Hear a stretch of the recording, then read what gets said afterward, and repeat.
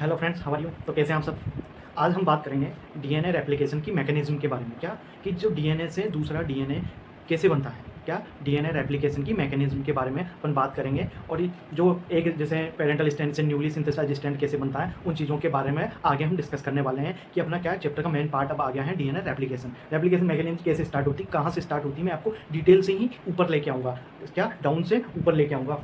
तो आइए स्टार्ट करते हैं कि जैसे अपने पास क्या कोई डीएनए है, क्या ही ये डीएनए है, ये डीएनए है अपने पास। अब ये डीएनए है तो इसकी रेप्लिकेशन अपन को करवाना है। क्या करेंगे अपन को, डीएनए रेप्लिकेशन अपन को करवाना है। अपने पास मैकेनिज्म ऑफ डीएनए रेप्लिकेशन है। क्या इसकी जो 3 स्टेप होती हैं, क्या होती है इसकी 3 स्टेप होती हैं डीएनए रेप्लिकेशन करवाने की। क्या डीएनए जो रेप्लिकेशन होती है उसकी 3 स्टेप होती है। स्टेप 1 अपने पास है recognition of ori site and unwinding and DNA double helix. क्या होता है, फर्स्ट स्टेप में क्या होता है, डीएनए को अनवाइंड किया जाता है, डीएनए को खोला जाता है। जैसे कि ये डीएनए है, डीएनए में ये एटी है, ये जीसी है, ये एटी है। तो इसमें क्या होता है, सबसे पहले डीएनए को क्या किया जाता है, ऐसे खोला जाता है, क्योंकि खुलेगा तभी तो रेप्लिकेशन होगा। तो सबसे पहले वाली स्टेप क्या है कि recognition of ori site and unwinding DNA double helix. तो सबसे पहले क्या करेंगे, इस डीएनए को क्या करेंगे, खोलेंगे। तो मैंने इस डीएनए को यहाँ पर खोल के दिखाया है। अब इसको कहाँ से खोलेंगे, कहाँ से इसको खुलना स्टार्ट होता है, कौन सी जगह होती है इसको खुलना स्टार्ट होता है। तो वो जगह का नाम है जहाँ से डीएनए खुलना स्टार्ट होता है। मतलब जो 2 धागे हैं, मतलब ये 2 धागे हैं, इनको खोलना कहाँ से स्टार्ट होता है, जहाँ से एटी रिच एरिया होता है। क्या होता है, जहाँ से एटी रिच एरिया होता है,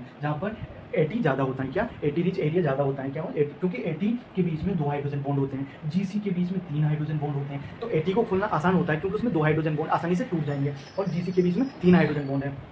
तो कौन सी जगह से टूटना खोलना स्टार्ट होता है या फिर हाइड्रोजन बॉन्ड का टूटना स्टार्ट होता है, उसको बोलते हैं ओरिसाइट। क्या होती है, वो ओरिसाइट होती है। क्या वो ओरिसाइट होती है।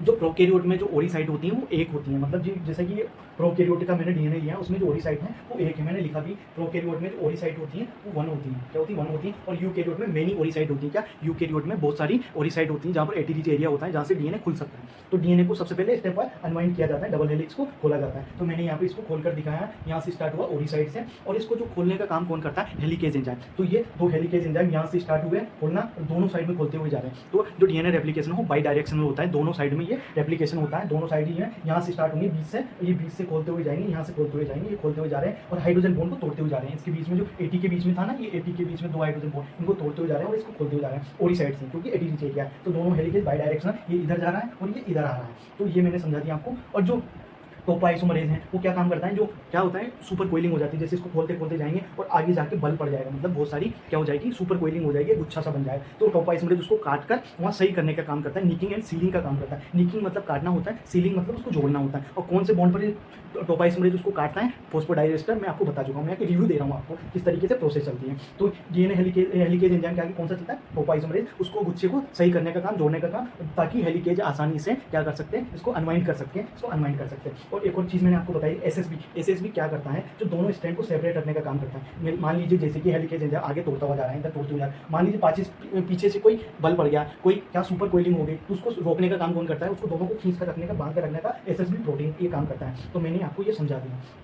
तो इस तरीके से सबसे पहले क्या होगा, इसकी अनवाइंडिंग होगी, डीएनए खुल चुका है, ये गैप हो जाए। और जो इसका ये गैप हुआ, जो खुला यहाँ से खुला ये एरिया, इसको क्या बोलते हैं, रेप्लिकेशन बबल। जिसमें क्या होना होता है, रेप्लिकेशन होना होता है डीएनए का, उसको बोलते हैं रेप्लिकेशन बबल। जहाँ से क्या डीएनए खुल स्टैंड अलग अलग हो गया, बहुत सारा मतलब गैप बन गया इनके बीच में, इस एरिया को बोलते हैं रेप्लिकेशन बबल। प्रोकैरियोट में क्या होता है, एक बबल बनता है और इसमें मेनी बनते हैं, क्योंकि इसमें प्रोकैरियोट में एक ओरिसाइड है तो एक बबल बनेगा, और इसमें मेनी ओरिसाइड है, उसमें बहुत सारे बबल्स बनेंगे, इस तरीके के बबल्स बनेंगे।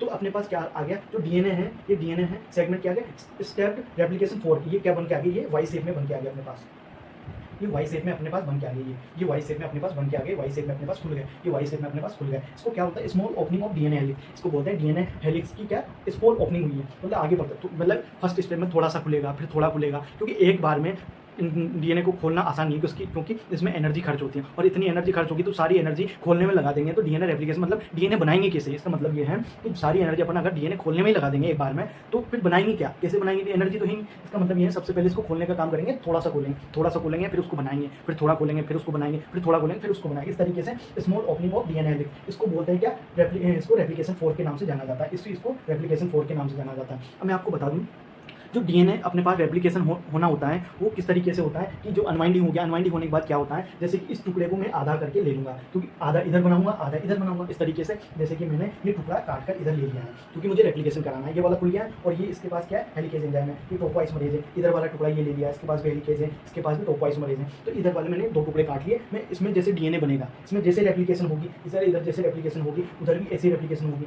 इस तरीके से मतलब मैं इसको आधा ले लूँगा, आधे पार्ट में जैसे रेप्लिकेशन होती है, अगले आधे पार्ट में भी ऐसे रेप्लिकेशन होती है। पूरे को मैं आपको समझाऊंगा तो आप कंफ्यूज हो जाएंगे, इसलिए मैं इसको आधा करके इसको समझाने की कोशिश करूँगा और आपको समझ में भी आ जाएगा। जैसे आधा पार्ट की डीएनए रेप्लिकेशन होगी, फिर जैसे इधर होती हैं उधर भी वैसे ही होती है, सेम प्रोसेस होती है, इसलिए इधर समझ में आ जाएगा तो आपको उधर भी समझना आसान हो जाएगा। इस तरीके फर्स्ट स्टेप में अनवाइंडिंग होती है, रेप्लिकेशन बबल बनता है, और जो बबल होता है वो प्रोकैरियोट में एक होता है, यूकैरियोट में मेनी साइड होती है, क्योंकि उसमें ओरी साइड काफ़ी ज़्यादा होती है। जब ओरी साइड ज़्यादा होगी तो एटीपी एरिया ज़्यादा होगा, खुलना ज़्यादा आसान होगा। स्टेप 2 में क्या होता है, जैसे कि ये खुलकर आ गया, मैंने ये ले लिया, खोलकर मेरे पास आ गया ये वाला, ये खोलकर मेरे पास ये वाला आ गया। खोलने के बाद सेकंड स्टेप में क्या होता है, स्टेप 2 में synthesise of RNA primer. Second stage में क्या होता है, आरएनए प्राइमर का काम होता है। आरएनए प्राइमर बनता है, क्या बनता है, मैंने प्राइमेज एंजाइम बताया था आपको। प्राइमेज एंजाइम क्या करता है, आरएनए प्राइमर बनाता है, क्योंकि क्या होता है डीएनए पॉलीमरेज काम नहीं करता है, उस पर काम क्यों नहीं करता है, क्योंकि उसको 3 डेज ओएस एरिया नहीं मिलता है, वो नहीं मिलता है तो वो काम नहीं करता है, तो आरएनए प्राइमर काम करता है। तो सेकंड स्टेप में होता है synthesise of RNA primer of by primase enzyme. Primase enzyme क्या करता है, आरएनए प्राइमर बनाता है 5 to 3 डेज डायरेक्शन। क्या होती है, 5 to 3 डेज डायरेक्शन। तो फर्स्ट स्टेप में खुल गया, सेकंड स्टेप में आरएनए प्राइमर बन गया 5 to 3 डेज डायरेक्शन। बस स्टेप थर्ड क्या होती है, जब आरएनए प्राइमर बनता है तो आरएनए प्राइमर का बनना इसीलिए होता है कि वह क्या डीएनए पॉलीमरेज को 3 डेज ओएच एंड इसको प्रोवाइड कर सके। क्या आरएनए प्राइमेज एंजाइम का काम ये होता है कि ये आरएनए प्राइमर बनाए, और प्राइमर में क्या है 3 डेज ओएच इसको डीएनए पॉलीमरेज को प्रोवाइड करें। तो आरएनए प्राइमर बन गया, 3 डेज ओएच भी बन गया। स्टेप थर्ड में क्या होता है, सिंथेसाइज ऑफ डीएनए चेन। क्या होती है, डीएनए चेन बनती है क्या इस थर्ड स्टेप में। आरएनए प्राइमर के बाद जैसे मैंने आपको उसमें समझाया था डीएनए पॉलीमरेज एंजाइम वाले में, तो डीएनए पॉलीमरेज क्या करता है, आगे की प्रोसेस डीएनए बनाता है। तो थर्ड स्टेप में वो डीएनए बनता है 5 to 3 days direction, synthesis of DNA chain in 5 days to 3 days direction. इस तरीके से ये काम होता है, कौन करता है, डीएनए पॉलीमरेज। तो इस स्टेप में कौन काम करता है, आरएनए प्राइमर बनता है। थर्ड में क्या होता है, डीएनए बन जाता है। इस तरीके से डीएनए अपने पास बन के आता है 3 स्टेप में। क्या बन के आता है, पहले खुलेगा, फिर उसमें आरएनए प्राइमर बनेगा, आरएनए प्राइमर बनने के बाद में उसमें क्या होगा, डीएनए बनेगा। इस तरीके से ये प्रोसेस होती है, मैंने आपको समझा दी, मैकेनिज्म ये होती है। अब मैं पूरा आपको इस तरीके से, जैसे ये है, ये डीएनए पूरा बनाकर दिखाऊंगा। इसका ये पेरेंटल है, जैसे ये दोनों पेरेंटल हैं वाई शेप वाले, तो इधर का इसका मैं आपको सब बनाकर दिखाऊंगा। और सेकंड लेक्चर में इसको कवर करेंगे, क्योंकि लेक्चर बड़ा हो जाता है, इसलिए मैं आपको सारी चीज़ें यहाँ नहीं बताऊंगा, अगले वाले लेक्चर में बताऊंगा। आज के लिए इतना काफ़ी है, थैंक यू सो मच।